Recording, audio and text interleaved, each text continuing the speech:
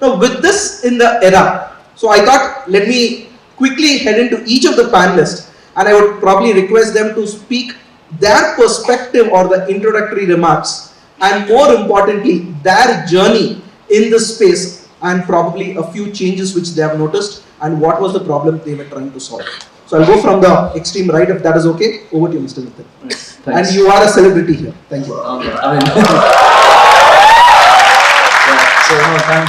Thanks for all the, all the celebration. I think today morning I was in a conversation with some government officials, and they were, I was trying to explain what has changed to India over the last 20 years.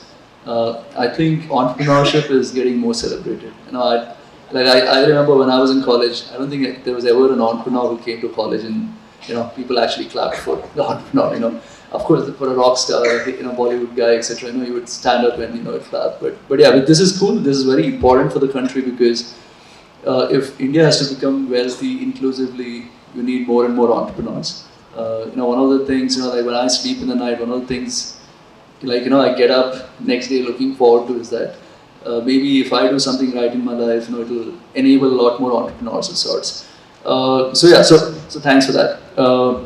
I was trying to figure out before this conversation, we were all sitting together and I was asking, isn't this too much for degree students? Right? That's why do degree students care about entrepreneurship? Isn't it too early?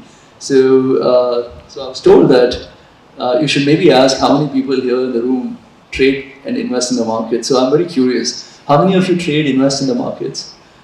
Okay, phenomenal. Okay. Probably how many of them use Zerodha? I don't want to know that. I don't want to be disappointed. Yeah, so no, the reason I asked this was, so I started trading the market when I was 17, 18, maybe around the same age as a bunch of you guys here. And I was the only guy in the college trading and investing in the markets back when I was trading and investing. Right? So it's phenomenal that so many of you trade and invest. I think trading and investing is probably the easiest way for you to be able to learn about finance, right? As in, you can run for your books, but a P&L, tends to have a lot more lessons to teach than what you can learn from a book, right? So I started trading. Maybe I'll quickly talk about the journey, and I'll probably tell how technology has helped where. I started trading quite early. I blew up. I worked in a call center for 3-4 years. I became a franchisee of a larger broker in 2005. 2007-8, when the market, 2008 when the markets fell, my brother had joined me by then. We were trading the markets and we were short on the markets. So we made some money in 2008.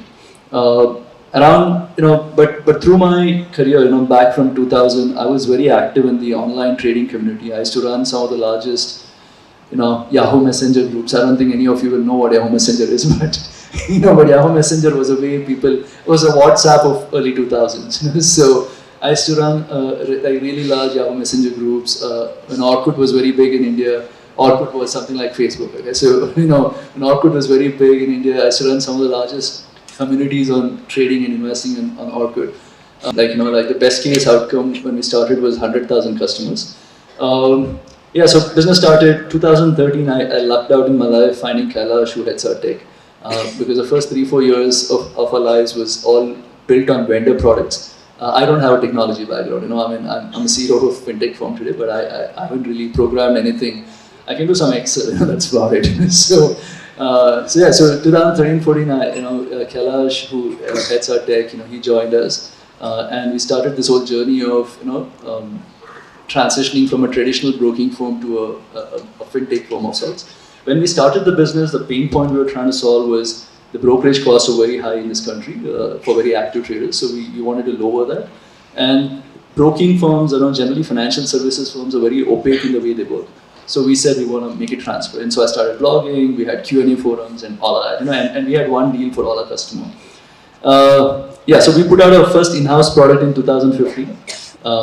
And in 2016, really the first time we really saw the power of tech was when we could use Aadhaar for onboarding customers online, right? This was not in-house tech, so the government enabled online onboarding using Aadhaar. Because until then, if you wanted to open an account with a broker, it was a 40-page document and 40 signatures. So as you can imagine, the guys who were winning that war was people who had more branches. So traditional broking firms who had more branches, more relationship managers, opened more accounts because opening every account required so much of physical effort. So 2016, that kind of moat that traditional financial services firms had in broking got burst, and so people like us could now offer a platform and onboard the customer almost instantly. 2016 was also when we launched our in-house products. We call it Kite, which is our web and mobile app. We also launched Kite Connect APIs. So we kind of had an idea that we want to build the core trading platform, but for everything else, which are moonshots, we want to associate with startups. So we built Kite Connect APIs, allowed for startups to build on top of us. So think of Android and Play Store, right? As in, so it was like for us in our head, it was we can probably build a Play Store of sorts above us. We were right place, right time. So all the three of these things worked very well. So we were at around 70,000 customers in 2016.